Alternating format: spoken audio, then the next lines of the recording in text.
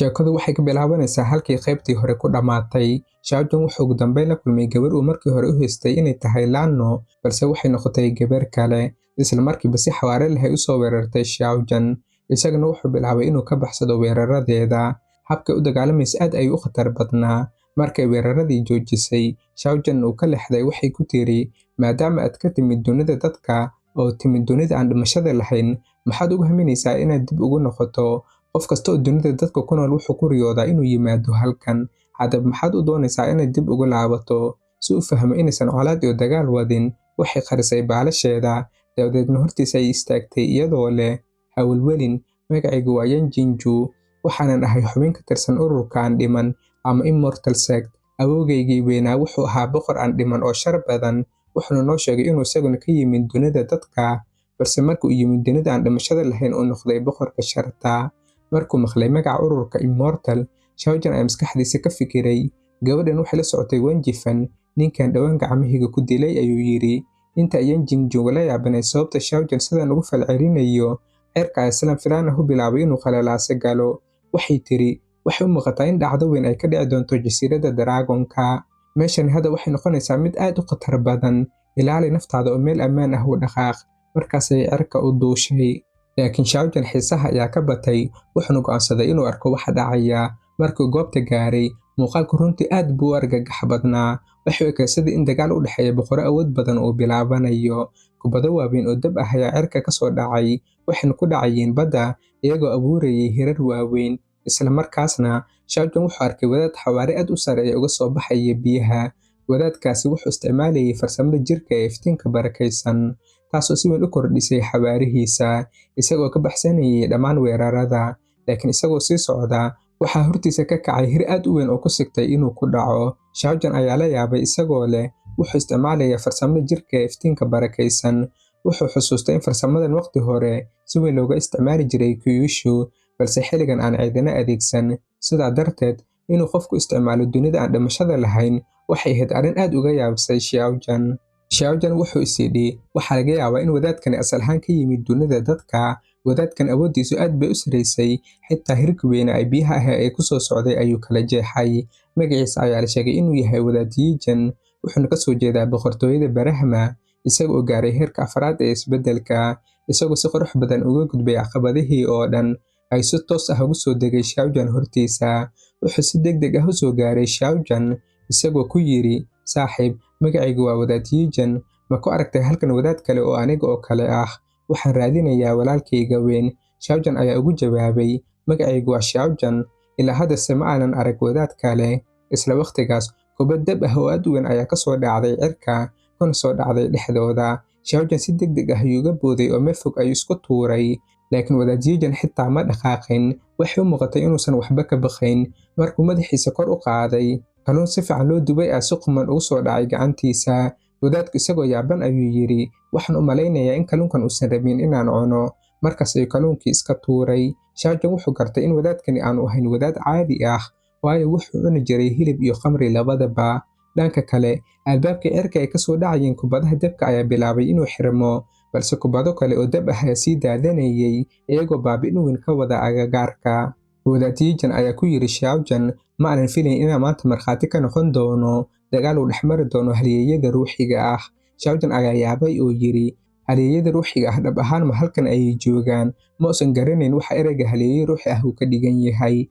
Markaas ayuu Wadaad Yijan u sharxay, halyeeyada ruuxiga ah waa kuwa leh awood ay ku maamulaan wax walba oo hawada sare iyo dhulka yaala. Markaas waxaa cirka ka muuqday dagaal ba'an oo u dhexeeya laba halyeey oo ruuxi ah.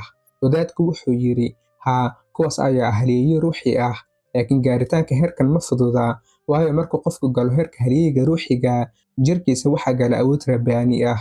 Dagaalka cirka ka socda wuxuu ahaa mid aad u cabsi badan. Awooddii labada dhinac ay isku dhacaysayna waxay ruxaysay cirka oo dhan.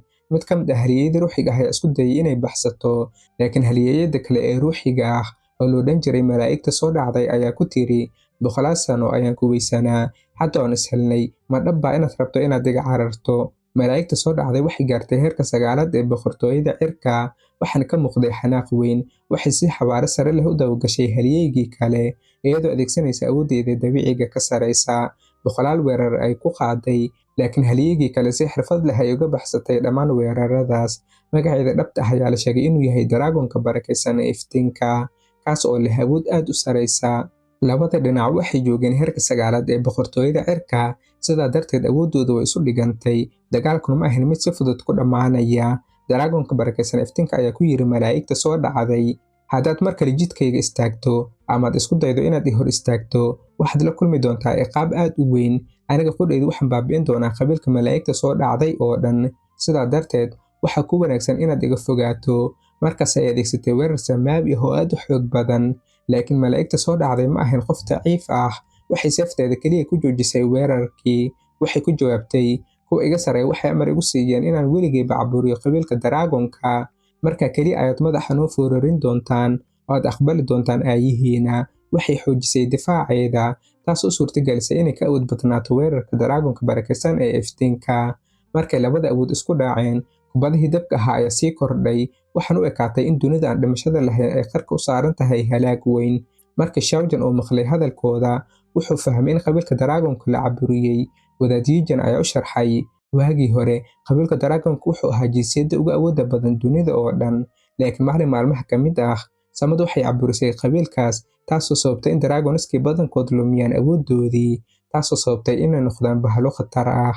Wadaadku wuxuu sii watay hadalka, 100kii sano mar ay shaabadda lagu xiray qabiilka Daraagoonka si ku meel gaar ah u dabcaysa. Taas waa sababta dagaalkan uu hadda u socdo. Malaa'igta soo dhacday waxay qaaday weerar aad u xoog badan, kaasoo dhulka si xun u kala jeexay. Wadaad Yi Jian ayaa sheegay, 100kii sano mar qabiilka Daraagoonka wuxuu soo diraa hal dagaalyahan si uu u helo khasnado iyo kheyraad, si ay Daraagooniska kale ugu awoodaan inay jebiyaan shaabadda ay xornimo u helaan. Dhinaca kale, malaa'igta soo dhacday waxay weeraro xiriir ah ku qaaday Daraagoonka Barakaysan ee Iftiinka, iyadoo dhaawacyo gaarsiisay. Laakiin Daraagoonka Barakaysan ee Iftiinka ma ogolaanay in nacabkii 100 sano jiray uu sidaas ku dhammaado. Waxay diyaarisay weeraro aad u halis badan oo ekaa sidii fulkaano weyn oo qaraxday oo ku dhacday malaa'igta soo dhacday. Malaa'igta soo dhacday way ka baxsatay weeraradaas, waxayna mar kale isku dayday inay weerarto. Markaas Daraagoonka Barakaysan ee Iftiinka ayaa ku dhawaaqay, qabiilkayga Daraagoonka mar kale ay soo noolaan doonaa, sharaftiisii horena way soo laaban doontaa. Adiguna si fiican aad u taqaana waxa kugu dhici doonaa. Qof kasta oo ka hor yimaada qabiilka Daraagoonka wuxuu la kulmi doonaa geeri aad u fool xun. Dagaalkii cirka ka socday wuxuu sii noqday mid aad u khatar badan. Malaa'igtii soo dhacday waxay si geesinimo leh uga hortegaysay weerar kasta uga imanayay Daraagoonka Barakaysan. Isku dhaca awoodahooda ayaa ahayd mid aad u xoog badan, waxaana cirka ka da'ayay kubado dab ah. Markii awoodda Daraagoonka Barakaysan sii korortay, malaa'igta soo dhacdayna waxay sii xoojisay heerkeeda. Iyadoo ka faa'iidaysatay fursad, waxay qaaday weeraro aad u daran oo si toos ah ugu dhacay baalasha Daraagoonka Barakaysan, taasoo dhaawac weyn u geysatay. Malaa'igta soo dhacday ayaa ku dhawaaqday, markan waxaan Daraagoonkii qadiimiga ahaa ku shaabadayn doonaa muddo 10,000 oo sano ah. Qabiilkiina Daraagooniska waxay ahayd inuu hore u dabar go'o, laakiin hadda anigaa gacmahayga ku dhammaystiri doono. Kadib waxay warankeeda ku qaaday weerar aad u xoog badan oo ku dhacay Daraagoonka Barakaysan. Weerarkaasi wuxuu Daraagoonka Barakaysan ugu dhacay si xoog badan, wuxuuna ku dhacay taalada Daraagoonka, kadibna wuxuu ku dhacay badda dhexdeeda. Jirkiisa aad buu u dhaawacmay, dhiig dahab ahna wuu ka qubanayay.